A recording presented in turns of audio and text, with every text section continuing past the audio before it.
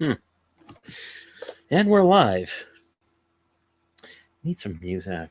Do do do do do do do do do do do do do do do do do. Woo! There it is. All right, great. Okay, fantastic. Yeah, so you'll have to apologize the whole like screen flickering because it'll like automatically change based on which one of us is talking. No worries. Okay, yeah. So that's yeah.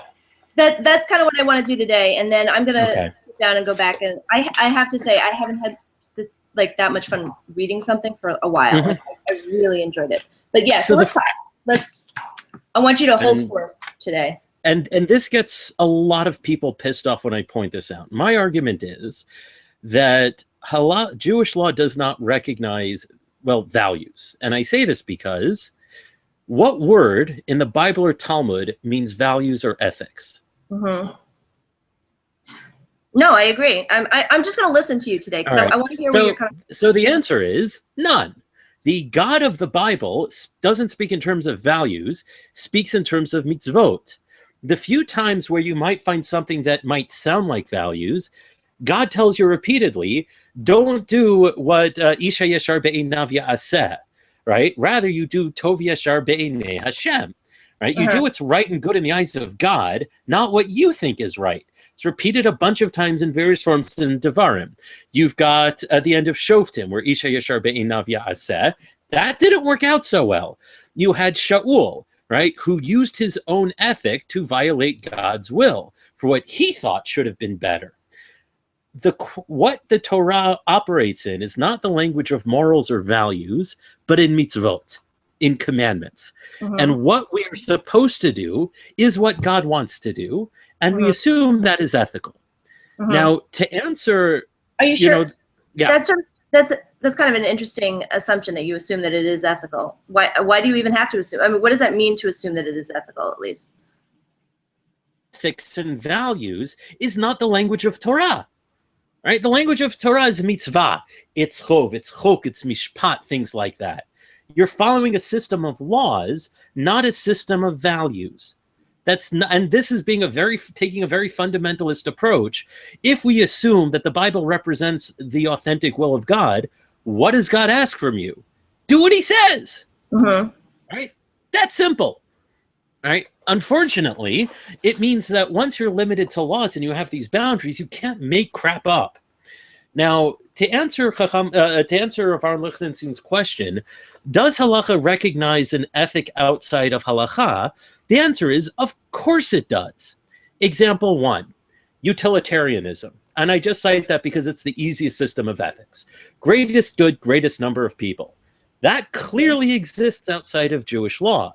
The real question that is implied that he doesn't really articulate is there a system of laws, or is there an ethical system or some set of values that compel us to act in a certain way that is independent of halacha? And whence does that obligation derive? So you have Ramban was a huge fan of this. He was the one that coined the term Naval B'Shuta Torah, but didn't just say Naval B'Shuta Torah.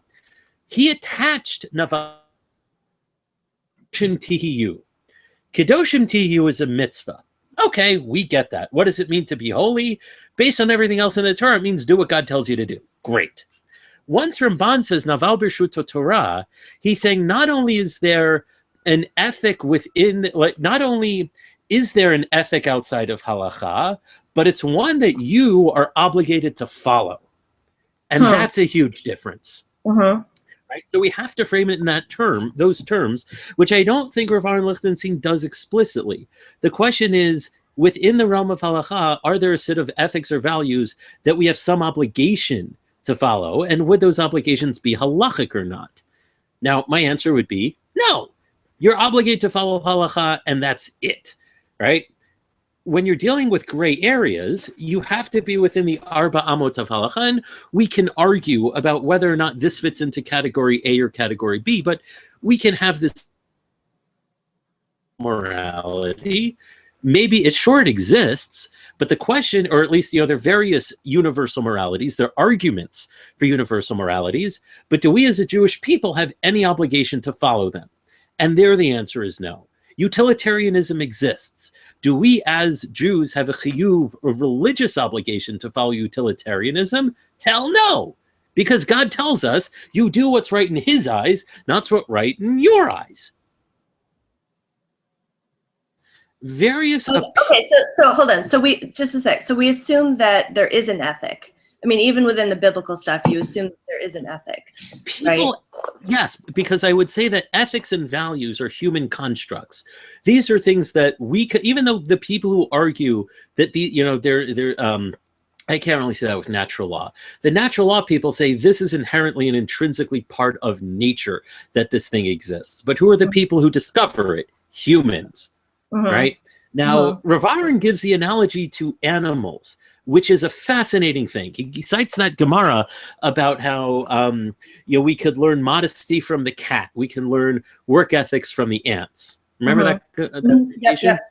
Now, think about what that means. We can learn lots of things from the animal kingdom. We flip that around. Why don't we learn work ethic from the cat? Well, yeah, if you learn sex ethics from animals, that would be great. Yeah. Anyway, yeah. Right? Yeah. Or specific examples, like people. This was a great story with when the Christians got really behind March of the Penguins. Do you remember that? Yes. It's like, oh, they're talking about, and people were like, you realize that every year the penguins hook up with someone else. Right. So why not that? Or better, homosexual necrophilia. We could learn that from ducks, because there are apparently some ducks that do that. Or better, we can pick up dating practices from the black widow spider.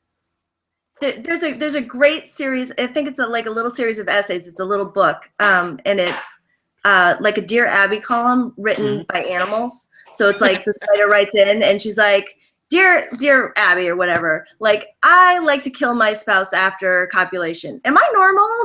Like, it's great. It really is great. Yeah, so you see the point there. You have when you look at a Gemara like that, you say, well, what's the point of this? Was it a prescriptive comment about here's how you should be, or was it a rhetorical argument? Because if it's prescriptive, I can use that logic, and aside from the fact that it's not written prescriptively, but I can use that logic to justify anything as long as I find someone in the animal kingdom that says it's okay. And right. So that argument. So let's just stop for a minute, and let me just ask you: when you say, let's just think about what a value. How you're using value? What is a value? Do we have some sort of working definition of value? Right. Now, that itself is a great question, which I don't think Rav Aaron Lichtenstein bothers defining. Yeah, I don't care so much about him today as you. Okay. I'm really curious to sort of... So what I would say value would be a set... I don't want to... I'm going to try to be careful not to use a cyclical definition on itself. And I'm basing what I'm about to say on the colloquial usages, which is there is a principle or a set of principles by which all other actions or any decision ought to be weighed against. So consider it like a math formula. Slow down for a second. Say it again. It would be a principle or set of principles, almost like a formula through which proper behavior is ultimately determined, such that, you think of it as a math or computer function where that's going to be your ethic, and you input a scenario, and that ethic will determine the output. Like, again, utilitarianism. The function is greatest good for greatest number of people. You put in an input. Here's a situation. Is that the greatest good for greatest number of people? If yes, do it. If not, don't. Okay, quick question. So you would say then that this, so we're going to think of values here, or a value as a function, okay? Right. Through which all other discussions have to be pushed through in order to achieve the optimal conclusion. So, but does it depend on the outcome, or does it you just decide a function and whatever that function? It would depend, right? So that would depend on the outcome. That would depend on the nature of your ethics. For some, like utilitarianism, it's the output that matters. right? Meaning if this is the end result, it's not the end result as much as the process. Like, and this would be, I would sooner say, closer to the halachic system, which is, could you reach a conclusion that you don't like? Yes, because at the end of the day, it's the whole process of how justice is determined that counts more.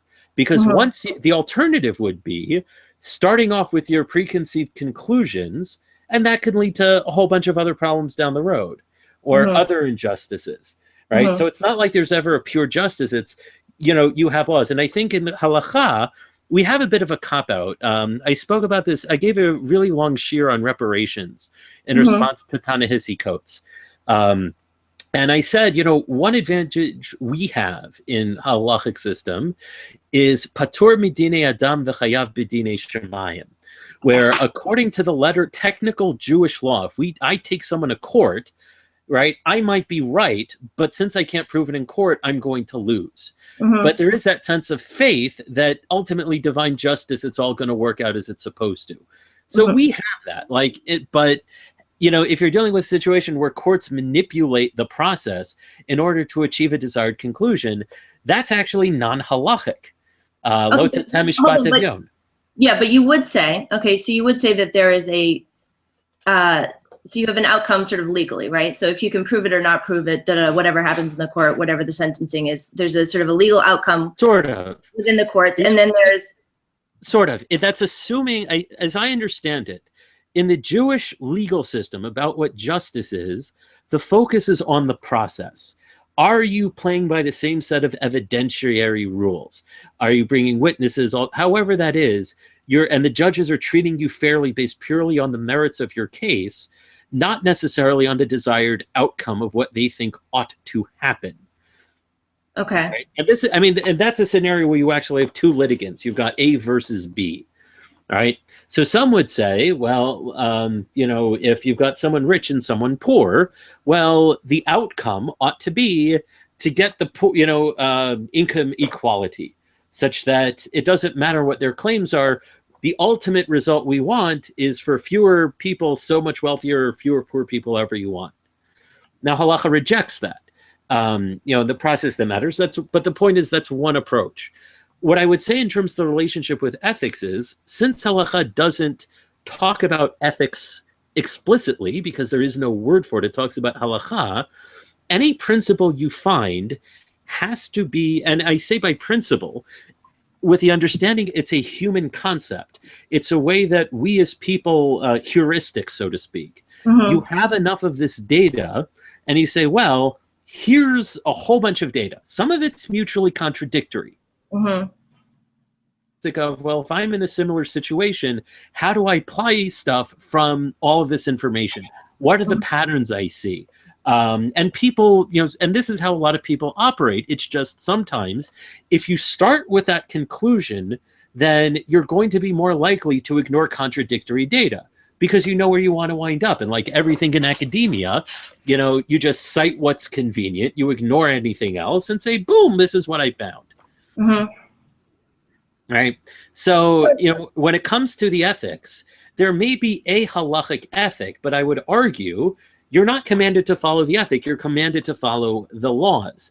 If you want to try to learn what it is, you do it, I would say, on a micro case level, put all of the data together, and then try to see what works and what doesn't. In contrast, you know, Avi Weiss and the Open Orthodox crowd start with the assumption that the overriding ethic for all of halacha. Do they justify it? No. And for this, for greater discussions on this, in the Halachic Process series, skip all the way to the end and listen to the one on Open Orthodoxy and listen to the one on Hartman. Both of those are like two of the ones I'm most proud of because no one touched them like before, and actually say what is Open Orthodoxy in detail. For Avi Weiss, you start with the a priori assumption that the overriding ethic is Tselem Elokim and human dignity, despite the fact that Tselem Elokim only appears in 2 psukim, after which you don't hear God talking about it ever again. And the same God that said Salam Elohim also told us to wipe out Amalek, give us Eshet Yafat Toar and Bein Sor Umora. Right? So it's not just Tzelem Elohim, it's Tzelem Elohim as he understands it, such that every time he has a psak, that's what he thinks about. Does this maintain Tzelem Elohim? On the flip side, on the Haredi side, you may find an emphasis in terms of the overriding ethic on Kedoshim Tihiyu as defined by Rashi, which is Purushim Min Ha'arayot. That is a choice that they make, because that's certainly not God saying it. It's an interpretation of it, which they decide to say this above all else, and then you lead to rampant segregation and discrimination, right? But the method behind both of them is identical. Okay. Right? You're not getting this from God, because God doesn't tell this to you. You decide this is the formula with which I am going to determine everything else. It's the formula that I'm going to push every halachic and hashkafic bit of data into. That's my machine, and I'll see what I get out of it. That is the ethical view of things. Or I would say ethical view of things. It's the view of Judaism via ethics, right? And the argument would be, it's not outside of Torah, it's actually inherently in Torah. The idea of more of the outside part, again, goes back to Ramban, of Naval B'Rshut Torah being something that is, here's my example of Naval B'Rshut Torah. I'm right now 37 years old. I have never been married. Let's say I get married to a 14 or 15-year-old girl. Mm-hmm. Technically, it's illegal in most states in America. I think every one. Now, strictly speaking, according to Jewish law, at least according to Rambam, I just did a mitzvah. Go me, right? But today, most people would be sickened by it, call it pedophilia, and in most states of the union, I'd be locked up. Probably Israel too. All right. Mm-hmm. So that would be something which we would call Naval B'Rshut Torah, and that's my example. Mm-hmm. But the question is that necessarily a sur?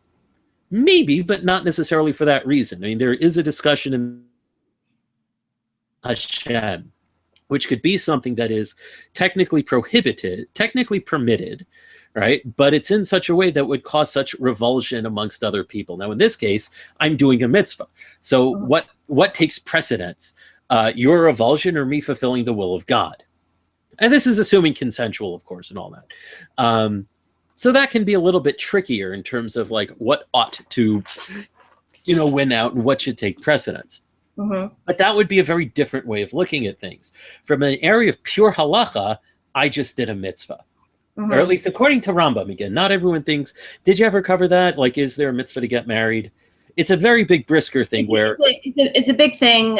No. So, I mean, no. Short version, Rambam says there's a mitzvah to get married. The other opinion says it's not a mitzvah to get married. It's a hechsher mitzvah. It's something you have to do in order to fulfill your obligation of pruruvu correctly.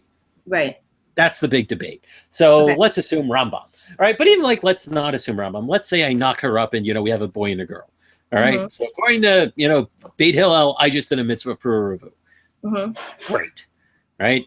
Again, I'd still be locked up. So there you can say, well, now we have a tension between what, halacha might require. Although the truth is, while I fulfill a mitzvah, I have the chiv to marry a specific 14 or 15-year-old.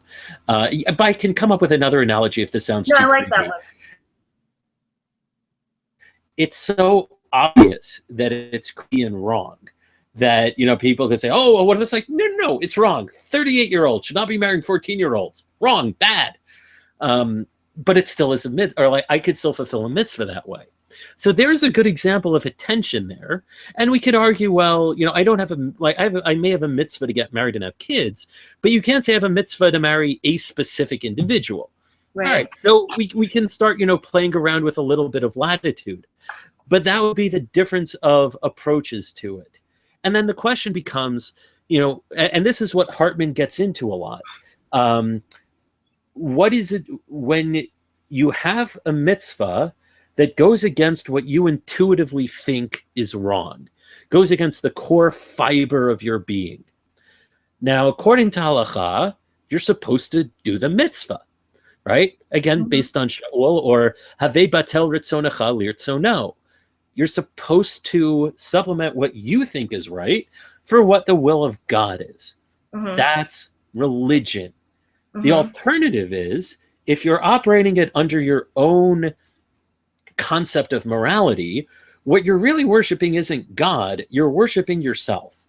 Be it your own intellect, your own moral understanding. You are putting yourself... Okay, stop. Okay, so this is interesting for a bunch of reasons for me. So on the flip side of that, though, you could say that, I mean, what are you going to... You have to have some way of understanding what God wants you to do, right? So you would just... Right. So you could take that argument and just push it the other way and just sort of say you could never know, or your whatever that sense is, which we hold very dear, has no role at all. So that might work for things where we don't have halakha.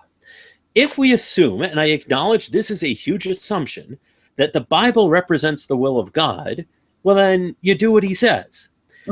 If you assume that the rabbinic tradition that we call the Gemara is the authoritative interpretive tradition, because the Bible can be interpreted in any number of ways. So if you assume that the Sanhedrin and that what we call the rabbinic tradition is the authoritative tradition of the Bible, well, then you have what to do right then and there. All right? And that's your guideline for what God wants you to do. If it's uncertain, right, meaning you don't know, well, then you certainly have leeway, right? That's why when I get so focused on halacha, you have to prove your chiyuvim and you have to prove your isurim. Everything else in the middle would be reshut. You want to, yay. You don't.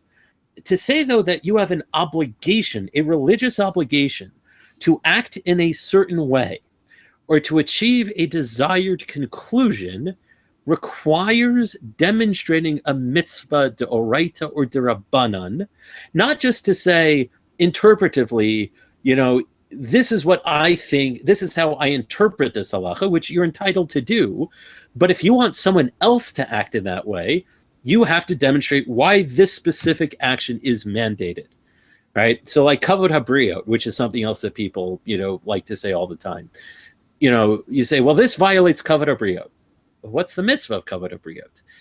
And are you certain that this violates it? This is your interpretation of the law. Can someone else disagree? Yeah, but you can make that argument about sort of what you said before is like you just sort of have a hiyuv and that's it, right? This is your interpretation of what the hiyuv is, right? I mean... Yes, but you can argue that, but there are rules of philology and interpretation. Meaning...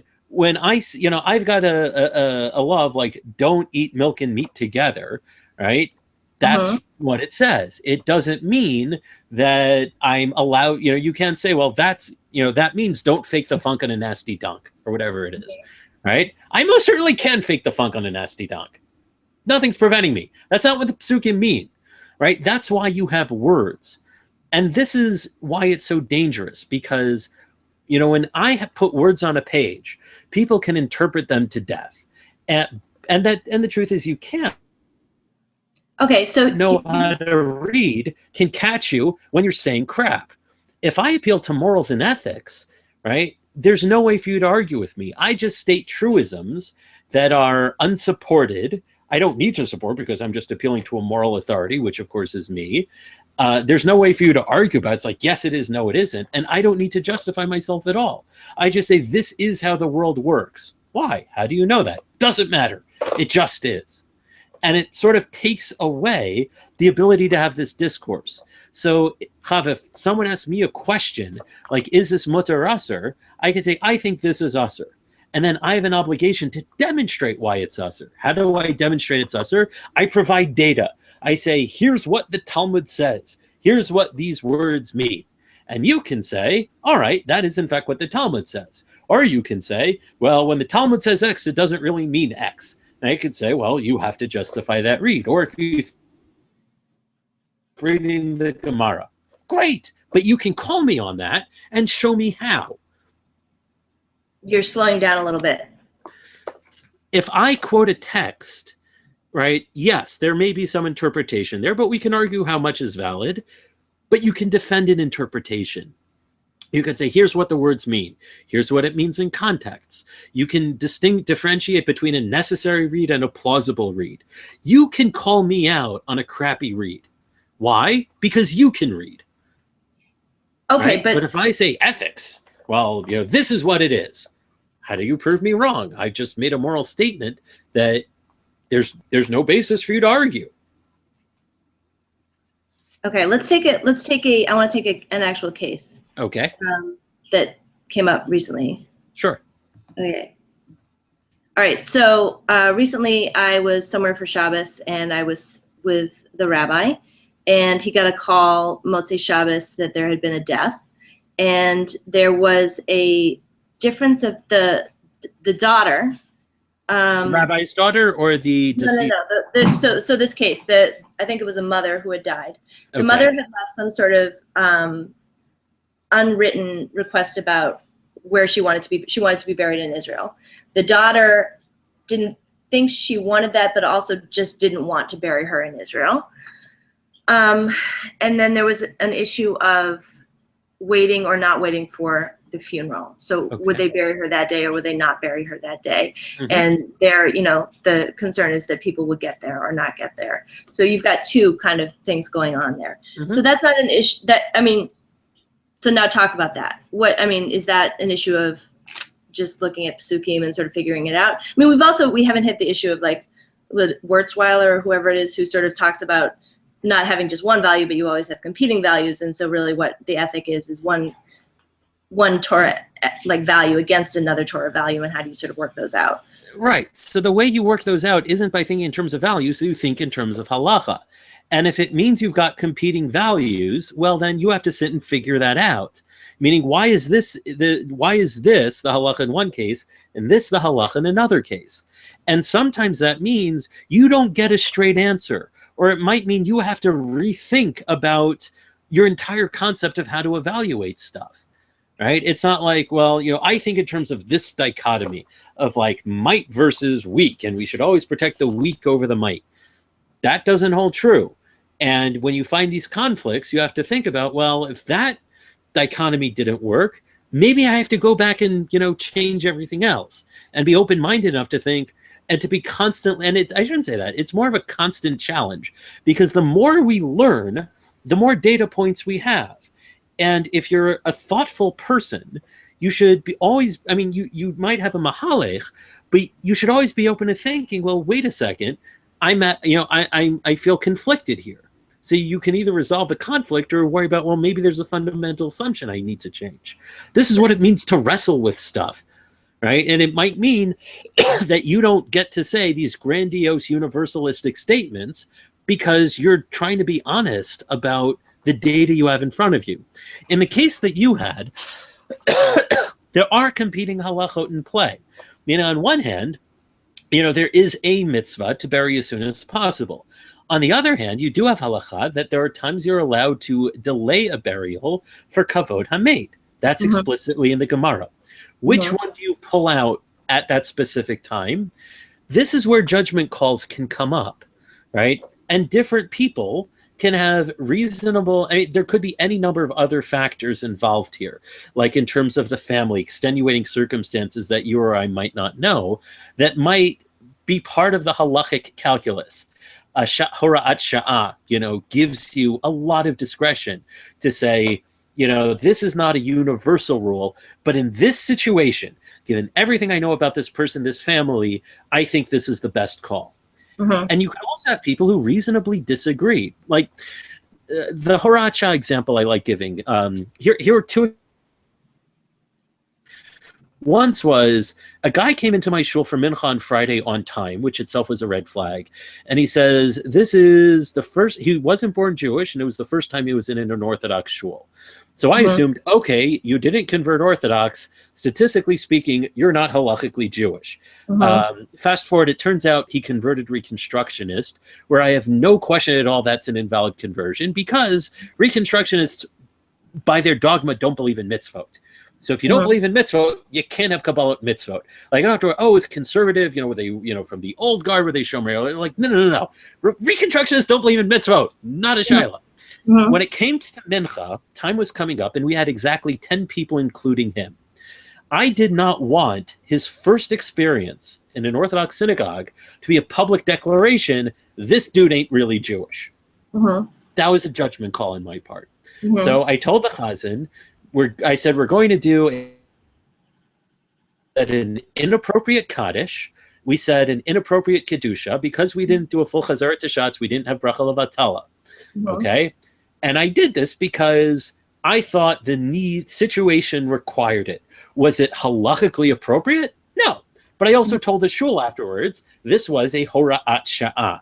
It was a judgment call at the time, broke Jewish law that I felt this was important to do now. Now, it turns out that the longtime rabbi of the Stanton Street Shul, Rabbi Yosef Singer, in a similar situation years ago, did the exact same thing. So that made me feel great. And another example, the shul, before I got there, used to count the Aron Kodesh for a minyan if there were 9 men. And I put a right stop to that. That's an explicit Gemara that's rejected. Yossi Pollack tried to stop it. They wouldn't let him. And people said, this is what well, first people said, Rav Moshe said it's so. Rav Moshe, does he say anything close to that? And he said, well, it's, Shatetchak, it's Horat Sha'ah. But okay, that's interesting. When you say Horat Sha'ah, I'm not going to argue against Rabbi Singer or Rabbi Pollack. They made a judgment call. I don't think it's Horat Sha'ah. That doesn't mean they were wrong. It means I had a different perspective. Why? Because you had about a dozen daily Shacharit Minyanim on the Lower East Side. There didn't need to be one in the Stanton Street Shul building itself. Certainly not enough that I now need to redefine what's a minyan. And I said explicitly, you've got greater halachic leeway to count a woman for minyan than you do a wooden box. All right? Now, if you're uncomfortable counting a woman, there's no reason we're going to count Aron Kodesh. Just the fact that you've done it doesn't make it right. But that was a case where a predecessor might have invoked Horat Sha'ah, and I disagreed. Not with his authority to enact Horat Sha'ah, but my judgment call was different. That's part of being a posek. And Horat Sha'ah are, by definition, extra halachic exceptions.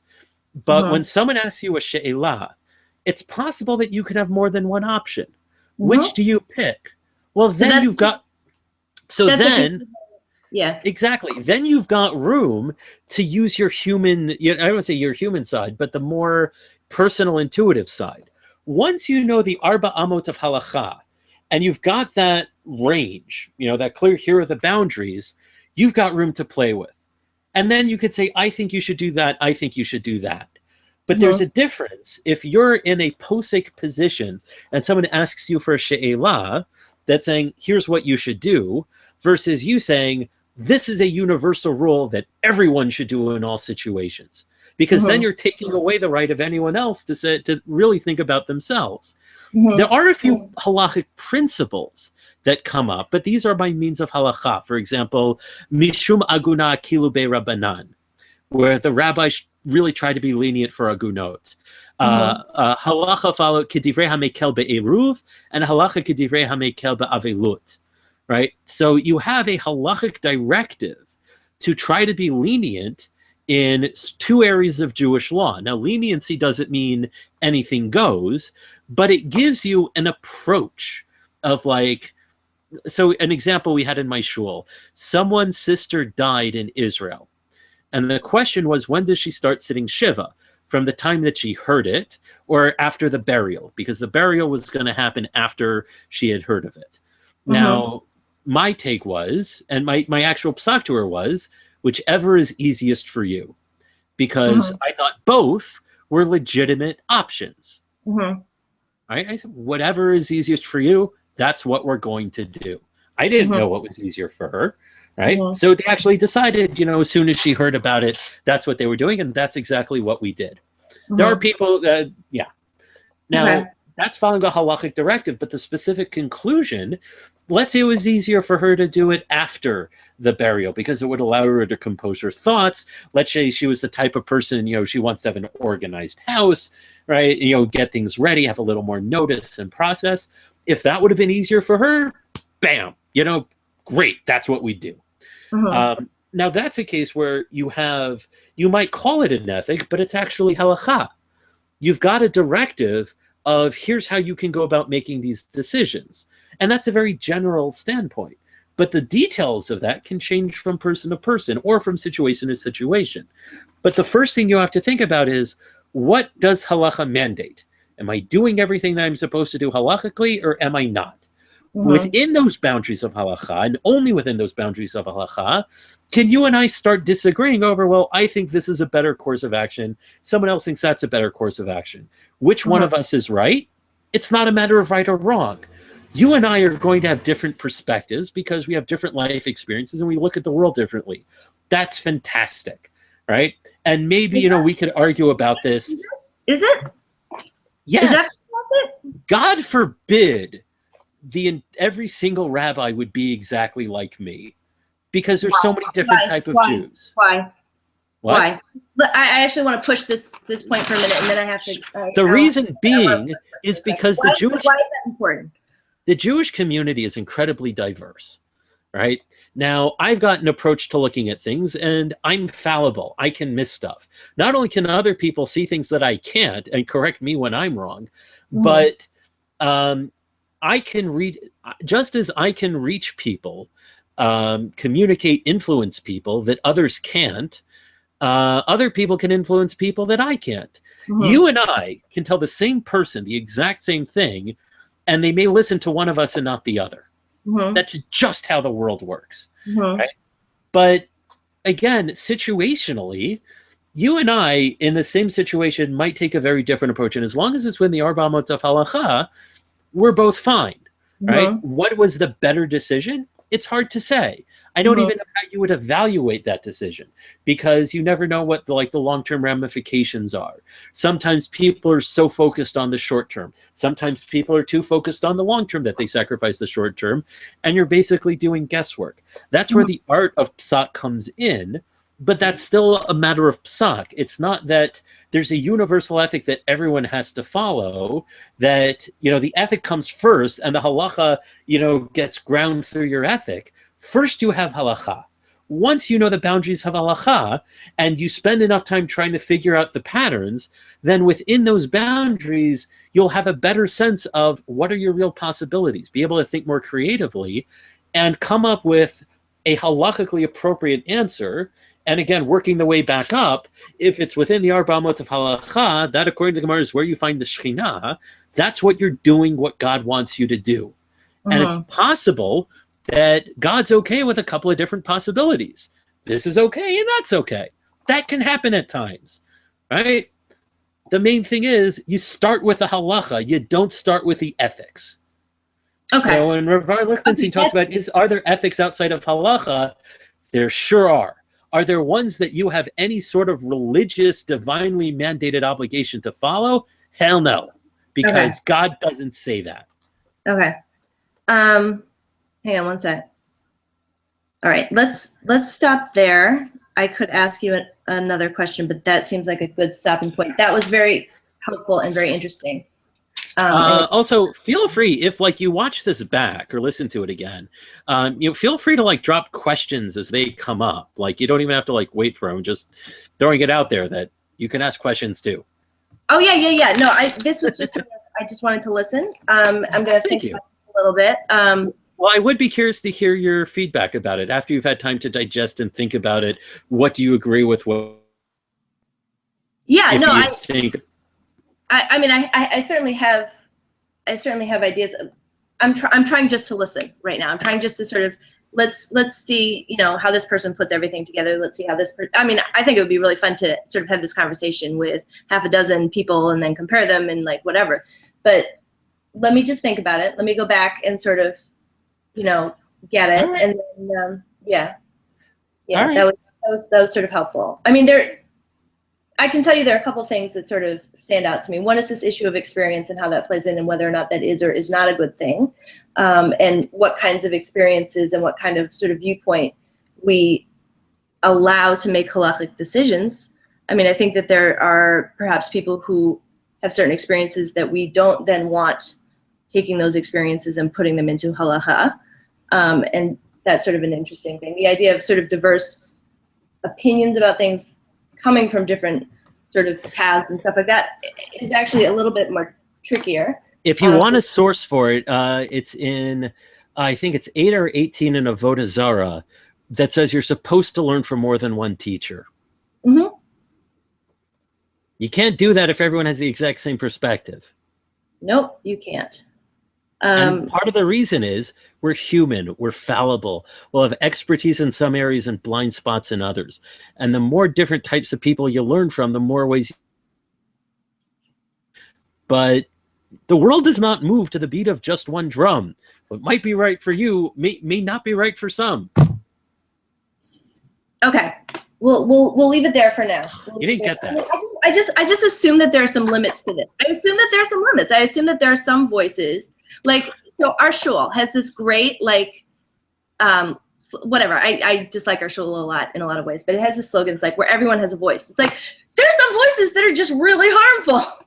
Like there's some voices that you don't want in the conversation because they will just destroy the community. You know, community is about everyone having a voice. Well, sort of. I mean, but not exactly. No, seriously. So our motto was all are welcome, all will feel welcome, which was much better. I like that a lot better. I like that a lot. I love that. Yeah. That's much better. All right. Have a great Shabbat. Thank you. Have a wonderful Shabbos. Take care. You all. All right. Bye.